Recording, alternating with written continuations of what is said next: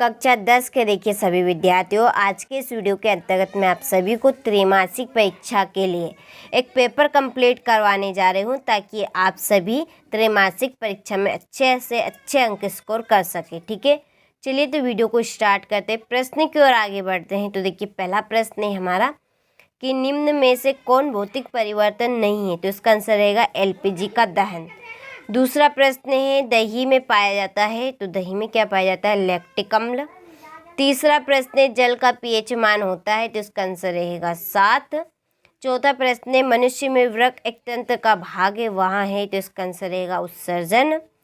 पांचवा प्रश्न है पादप में जाइलम उत्तरदायी है। तो इसका आंसर रहेगा जल का वहन।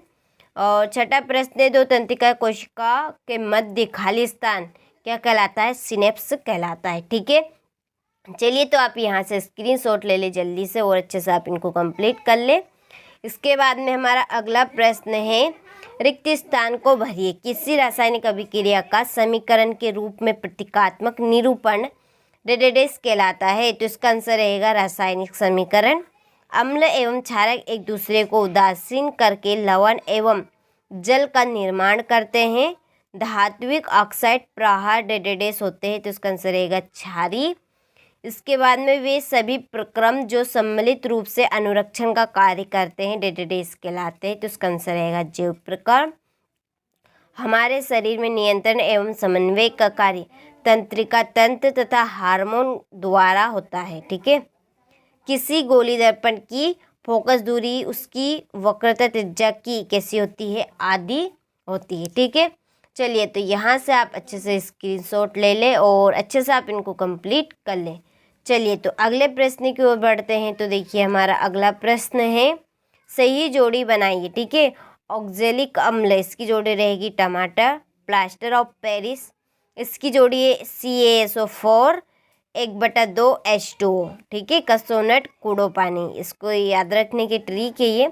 क्लोरोफिल इसकी जोड़ी रहेगी प्रकाश संश्लेषण। न्यूरॉन की जोड़ी रहेगी देखिए तंत्रिका तंत्र की इकाई। अभिसारी लेंस ये है उत्तल लेंस और वर्ण विक्षेपण इसकी जोड़ी रहेगी त्रिभुजाकार प्रिज्म। ठीक है, चलिए जो जोड़ी का भी आप जल्दी से स्क्रीनशॉट ले लें और अच्छे से आप इनको कंप्लीट कर लें। चलिए तो अगला प्रश्न है हमारे यहाँ पे देखिए पहला देखते हैं इसका हम कि नेत्र के किस भाग पर वस्तुओं के प्रतिबिंब बनते हैं। तो इसका आंसर रहेगा रेटिना। दर्पण सूत्र लिखिए। तो इसका दर्पण सूत्र बनेगा 1/F = 1/V + 1/U। लेंस की क्षमता के लिए सूत्र लिखिए तथा उसका मात्रक भी लिखिए। तो इसका आंसर बनेगा मात्रक देखिए डायोप्टर रहेगा और सूत्र रहेगा D = 1/F मीटर में। ठीक है, चलिए इसके बाद में है वायु की अनुपस्थिति में होने वाले श्वसन को क्या कहा जाता है। तो इसका आंसर रहेगा अवायवीय श्वसन। प्रत्यवर्ती क्रिया को कौन नियंत्रित करता है? तो इसका आंसर है मेरुरज्जु। जब किसी यौगिक से ऑक्सीजन संयुक्त होती है तो अपचयन होता है। ठीक है, तो यहाँ से आप एक वाक्य के अच्छे से स्क्रीनशॉट लें और अच्छे से कंप्लीट करें। इसके बाद में हमारा अगला प्रश्न है शुद्ध जल का पीएच मान 7 है। तो इसका आंसर रहेगा सत्य। स्वस्थ मनुष्य के लिए स्पष्ट दृष्टि की न्यूनतम दूरी 20 सेंटीमीटर है। तो इसका आंसर रहेगा असत्य। मुकुल द्वारा अलैंगिक जनन इष्ट में होता है। तो इसका आंसर सत्य है। भोजन नली के क्षुद्रांत में भोजन का पूर्ण पाचन होता है। तो इसका आंसर सत्य है। आघात वर्धनता एवं तन्यता धातुओं का प्रमुख गुण होता है। तो इसका आंसर सत्य और छठे का भी आंसर हमारा सत्य रहेगा। चलिए तो आप स्क्रीनशॉट ले लीजिए अच्छे से और अच्छे से कंप्लीट कर लीजिए।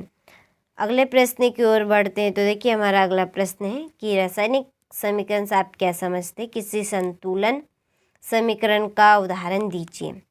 ठीक है, चलिए ये क्वेश्चन नंबर हमारा 7 है। देखिए आप सभी प्रश्नों को अच्छे से स्क्रीनशॉट लो और अच्छे से आप इनको जल्दी से कंप्लीट कर ले फटाफट, क्योंकि टाइम आपके पास बहुत ही कम बचा है और ये इम्पोर्टेंट प्रश्न है। वायु में जलने से पूर्व मैग्नीशियम रिबर को साफ क्यों किया जाता है? ठीक है, विकृत गंधिता को परिभाषित कीजिए। अम्ल को परिभाषित कीजिए। इसके बाद में पीतल एवं तांबे के बर्तनों में दही एवं खट्टे पदार्थ क्यों नहीं रखने चाहिए।